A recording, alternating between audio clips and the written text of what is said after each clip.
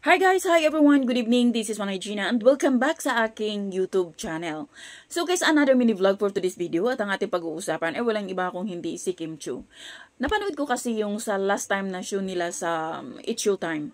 At dito nga nung parang gusto siyang pasalitain pero parang hindi niya kaya si Ami Perez yung nagsasalita. Pero ito lang siya guys, makikita mo sa mukha, sa mata ni Kimi, yung bigat ng dinadala, yung lungkot na halos napapaiyak siya, napapaluha.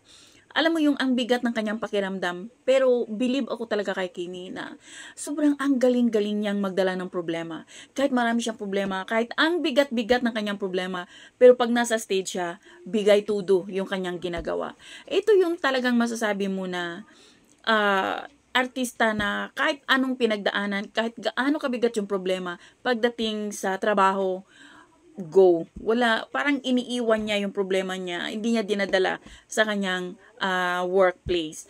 Pero kasi kahit na gaano man ipakita ni Kim na masaya siya, tumatawa siya, makikita mo sa mata na talagang ang laki-laki ng kanyang problema. Kaya nga pala, tama yung sinabi nila na eyes are the windows to the soul.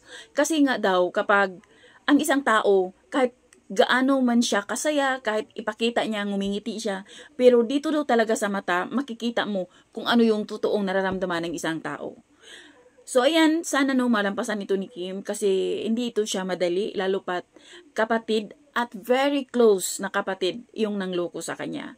So yun lang guys, thank you for watching, bye, God bless everyone.